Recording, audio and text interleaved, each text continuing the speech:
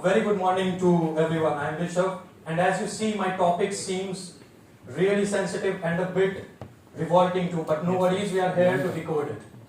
I have come up with some observations, and not any tips or tricks, but some questions. Questions to raise you out of your fear. Fear while going against the wrong. The issue is currently depleting the societies from within. It is eating them from inside. An issue of toxicity. A game of toxicity. We call it drug politics. Drug addiction is a disease of a choice we make. A choice to pick up a drug. At one point in our lives, we all assume to just take it for once. We call it a try. And that's the point where we pick up a drug, we use it, we like it, we abuse it, and ultimately we become a slave to it. Yes, that's addiction. Addiction is real and scary. You have no choice anymore. We lose control on ourselves. Do you know marijuana or cannabis is grown at a very large scale in one of the parts of the country? That is Uttarakhand, legally on the name of industrial uses. But the government of India has only allowed bhang and banned charas and ganja officially quoted around the nation. What do you think? Something grown at such a large scale in one of the parts of the country will not be able to reach the other parts? It has been observed by the National Institute of Alcohol Abuse and Alcoholism that people tend to find their choices very easily. And as per the report, 1 out of 5 people who used drugs for at least once in their whole lifetime develop an addiction at some point.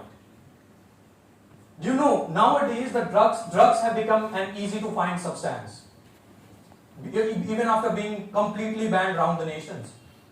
Do you know the supply chain is so fast that it is even unbeatable by the Zomato's 10 minutes delivery service. But how is the supply chain so fast that they never go out of stock? Why and how the authorities are unable to catch them, approach them, while shipping such huge consignments across borders? These are the questions for those who are in power, who are responsible for maintaining law and order.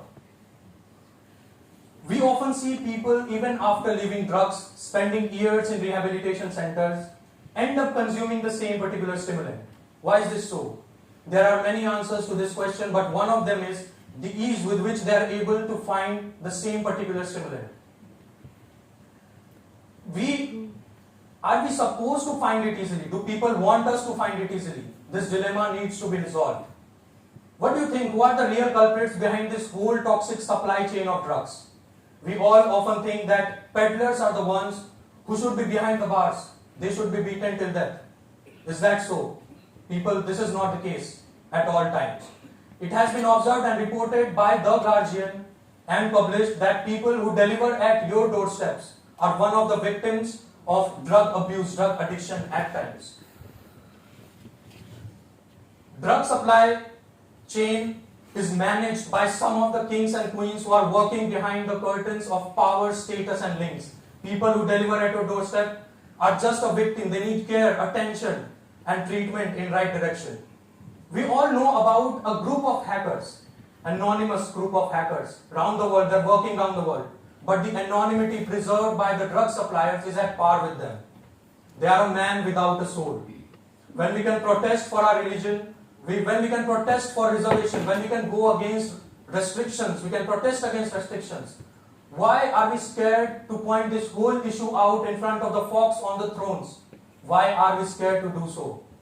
People who are aware of this toxic game keep their mouth shut. People who don't know, they don't want to know. People who were victims for even once in their whole lifetime, when we ask them to open their mouth, they choose to stay shut out of shame, fear and whatnot. We understand the fear of losing dignity and respect. But as a request, as an urge, I would say that in order to overcome addiction, to save others from this trap, come front, take your stand, louder your voice, and shake the pinnacle of success of some of the stakeholders, some of the exceptional stakeholders that are built on the lives of the innocents who have taken us for granted. Thank you.